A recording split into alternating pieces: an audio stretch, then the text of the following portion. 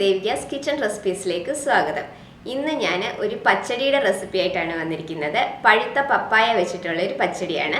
നല്ല ടേസ്റ്റി ആയിട്ടുള്ള ഒരു പച്ചടിയാണ്. നല്ല മധുരമുള്ള ഒരു പച്ചടിയാണിത്. അതുകൊണ്ട് തന്നെ കുട്ടികൾക്ക് ഒരുപാട് ഇഷ്ടപ്പെടുന്നതാണിത്. നാട്ടിലൊക്കെ മിക്ക വീടുകളിലും പപ്പായ കാണുമല്ലോ. അപ്പോൾ ഇനി പഴുത്ത പപ്പായ കിട്ടുമ്പോൾ ഇതുപോലെ ഒന്ന് പച്ചടി ഉണ്ടാക്കി നോക്കണം. നല്ല എളുപ്പത്തിൽ ഉണ്ടാക്കാൻ പറ്റിയതാണ്. നല്ല ടേസ്റ്റി ആയിട്ടുള്ളതാണ്.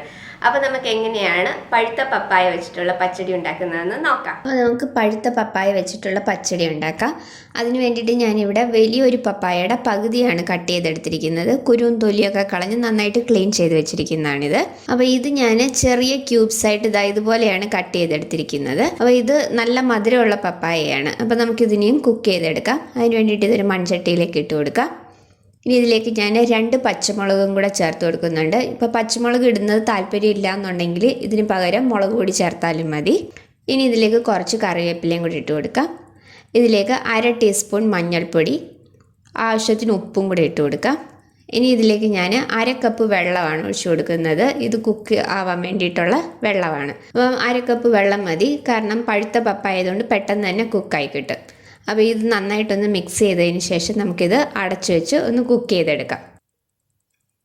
ഇത് കുക്കാവുന്ന സമയം കൊണ്ട് നമുക്കിതിലേക്കുള്ള അരപ്പും കൂടെ ഒന്ന് അരച്ചെടുക്കാം. അപ്പോൾ അതിന് വേണ്ടിയിട്ട് ഞാനിവിടെ 1/2 കപ്പ് നിറയെ തേങ്ങ എടുത്തിട്ടുണ്ട്, 1/2 ടീസ്പൂൺ ജീരകം, 1/4 ടീസ്പൂൺ കടുകും എടുത്തിട്ടുണ്ട്. ഇത് നന്നായിട്ട് നല്ല മഷി പോലെ ഒന്ന് അരച്ചെടുത്ത് കൊണ്ടുവരാം. അപ്പോൾ ഇനിയും തുറന്ന് നോക്കാം. നമ്മളുടെ പപ്പായ നന്നായിട്ട് വെന്ത് വന്നിട്ടുണ്ട്. ഇത് ചെറുതായിട്ട് പകുതി ഒന്ന് ഉടച്ചെടുക്കാം. മുഴുവനായിട്ട് ഉടയ്ക്കണ്ട, പകുതി മാത്രം ഉടച്ചെടുത്താൽ മതി. അപ്പോൾ ഇനി നമ്മളിവിടെ അരച്ച് വെച്ചിരിക്കുന്ന ഈ അരപ്പും കൂടി ഇതിലേക്ക് ചേർത്ത് കൊടുക്കാം. അപ്പോൾ ഞാൻ കുറച്ച് വെള്ളവും കൂടെ ഒഴിച്ചിട്ടാണ് ഇത് അരച്ചെടുത്തിരിക്കുന്നത്. ഈ ഒരു പരുവത്തിൽ നന്നായിട്ട് അരച്ചെടുക്കണം. അപ്പോൾ ഈ അരപ്പും കൂടി ഇതിലേക്ക് ചേർത്ത് കൊടുക്കാം.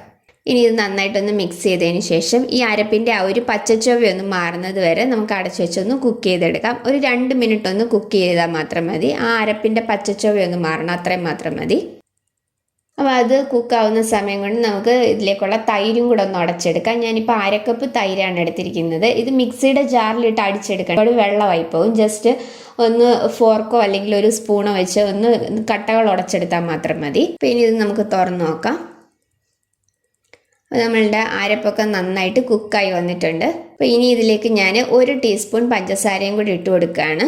അത് ഓപ്ഷനിലാണ്, ഇഷ്ടമുണ്ടെങ്കിൽ മാത്രം ചേർത്താൽ മതി. ഇത് കുറച്ച് മധുരമുള്ള ഒരു പച്ചടി ആയതുകൊണ്ട് ഞാൻ കുറച്ച് പഞ്ചസാരയും കൂടെ ചേർത്തെന്നുള്ളതേ ഉള്ളൂ. അതും കൂടെ ചേർക്കുമ്പം നല്ല ടേസ്റ്റ് ആയിരിക്കും. അപ്പോൾ അതുകൊണ്ട് ചേർത്തതാണ്. അത് ഇഷ്ടമില്ലാത്തവർ ചേർക്കണ്ട.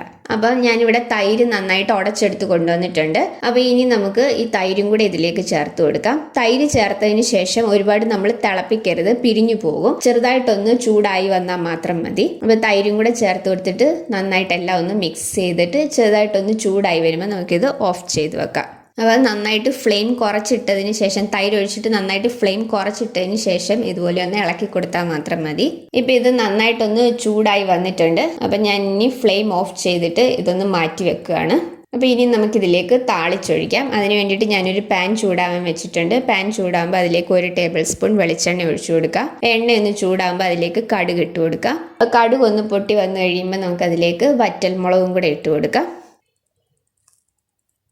ഇനി ഇതിലേക്ക് കുറച്ച് കറിവേപ്പിലയും കൂടെ ഇട്ട് കൊടുക്കാം. അപ്പോൾ ഈ കടുക് താളിച്ചതും കൂടെ പച്ചടിയിലേക്ക് ചേർത്ത് കൊടുക്കാം. ഇനി നമുക്കിത് ഒരു 5 മിനിറ്റ് ഒന്ന് അടച്ചു വയ്ക്കാം. ഇപ്പോൾ ഒരു 5 മിനിറ്റ് കഴിഞ്ഞിട്ടുണ്ട്. അപ്പോൾ നമ്മളുടെ പപ്പായ പച്ചടി റെഡി ആയിട്ടുണ്ട്. നല്ല ഈസി ആയിട്ട് ഉണ്ടാക്കിയെടുക്കാൻ പറ്റിയ ഒരു പച്ചടിയാണ്. നല്ല ടേസ്റ്റി ആയിട്ടുള്ളതാണ്. അപ്പോൾ മിക്കവരുടെയും വീട്ടിൽ പപ്പായൊക്കെ കാണുമല്ലോ. അപ്പോൾ പഴുത്ത പപ്പായ ഉള്ളപ്പോൾ ഇനി ഇതുപോലെ ഒന്ന് പച്ചടി ഉണ്ടാക്കി നോക്കണം. നല്ല ടേസ്റ്റി ആയിട്ടുള്ള ഒരു പച്ചടിയാണ്. അപ്പം ഉണ്ടാക്കി നോക്കിയിട്ട് നിങ്ങളുടെ അഭിപ്രായം എനിക്ക് കമൻസിലൂടെ അറിയിക്കണം. വീഡിയോ ഇഷ്ടമായിട്ടുണ്ടെങ്കിൽ ലൈക്ക് ചെയ്യാനും ഷെയർ ചെയ്യാനും സബ്സ്ക്രൈബ് ചെയ്യാനും മറക്കരുത്. അപ്പോൾ അടുത്ത വീഡിയോയിൽ വേറൊരു നല്ല റെസിപ്പി ആയിട്ട് കാണാം. താങ്ക്